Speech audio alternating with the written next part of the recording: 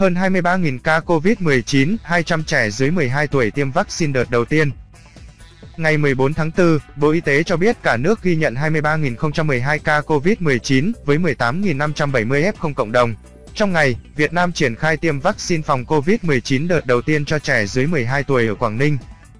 Tính từ 16 giờ ngày 13 tháng 4 đến 16 giờ ngày 14 tháng 4, trên hệ thống quốc gia quản lý ca bệnh COVID-19 ghi nhận 23.012 ca nhiễm mới, giảm 1.611 ca so với ngày trước đó tại 62 tỉnh, thành phố, trong đó có 18.570 F0 cộng đồng. Hà Nội vẫn đứng đầu cả nước dù số mắc mới trong ngày giảm sâu với 1.677 F0, tiếp đó là Phú Thọ, 1.279, Nghệ An, 976, Yên Bái, 945, Vĩnh Phúc, 936, Quảng Ninh, 897, Thành phố Hồ Chí Minh, 877, Đắk Lắk, 850, Lào Cai, 748, Tuyên Quang, 729, Bắc Kạn, 715, Bắc Giang, 682, Hải Dương, 651, Bắc Ninh, 629, Quảng Bình, 626, Thái Nguyên, 587, Lạng Sơn, 520, Thái Bình, 516, Lâm Đồng, 489, Cao Bằng, 429, Hưng Yên, 407, Quảng Trị, 387, Ninh Bình, 360, Sơn La, 350, Nam Định, 335, Gia Lai, 323, Đà Nẵng, 316, Điện Biên, 300, Hà Tĩnh, 273, Tây Ninh, 267, Hà Nam, 254, Bình Định, 252, Lai Châu, 244, Bình Phước, 244, Hòa Bình, 234, Quảng Nam, 232, Vĩnh Long, 227, Bến Tre, 216, Cà Mau, 211, Đắk Nông, 207, Bình Dương, 194, Quảng Ngãi, 152, Hải Phòng, 151, Bà Rịa, Vũng Tàu, 143, Hà Giang, 113, Thanh Hóa, 112, Thừa Thiên Huế, 94, Khánh Hòa, 92, Phú Yên, 82, Long An, 81, Đồng Tháp, 79, Bình Thuận, 67, Kiên Giang, 50, An Giang, 43, Bạc Liêu, 32, Trà Vinh, 28, Kon Tum, 25, Ninh Thuận, 22, Cần Thơ, 18, Đồng Nai, 16, Sóc Trăng, 16, Hậu Giang, 5. Các địa phương ghi nhận số ca nhiễm giảm nhiều nhất so với ngày trước đó: Phú Thọ, -348, Hải Dương, -246, Vĩnh Phúc, -211.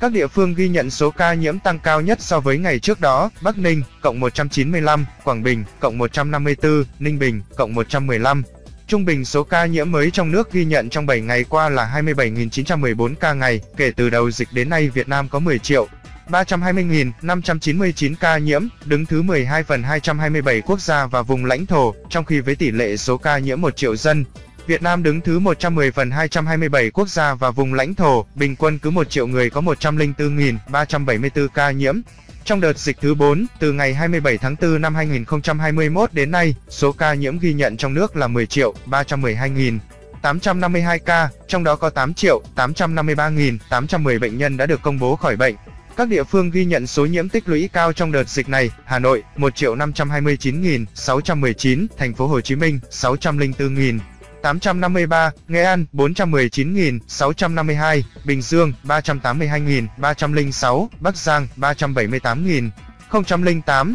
Về tình hình điều trị, trong ngày có 85.633 bệnh nhân được công bố khỏi bệnh, nâng tổng số ca được điều trị khỏi lên 8.856.627 trường hợp. Số bệnh nhân đang thở oxy là 1.161 ca, trong đó, thở oxy qua mặt nạ 851 ca, thở oxy dòng cao HFNC 93 ca, thở máy không xâm lấn 30 ca, thở máy xâm lấn 184 ca, ECMO 3 ca. Về số bệnh nhân tử vong, từ 17 giờ 30 phút ngày 13 tháng 4 đến 17 giờ 30 phút ngày 14 tháng 4 ghi nhận 23 ca tử vong tại Cao Bằng 3, Khánh Hòa 3, Bình Định 2, Đắk Lắk 2, Gia Lai 2 ca trong 2 ngày, Bến Tre 1, Cần Thơ 1, Đồng Nai 1, Đồng Tháp 1, Hà Giang 1, Hải Dương 1, Hậu Giang 1, Kiên Giang 1, Nghệ An 1, Phú Thọ 1, Trà Vinh 1. Trung bình số tử vong ghi nhận trong 7 ngày qua 24 ca ngày. Tổng số ca tử vong do COVID-19 tại Việt Nam tính đến nay là 42.901 ca, chiếm tỷ lệ 0,4% so với tổng số ca nhiễm.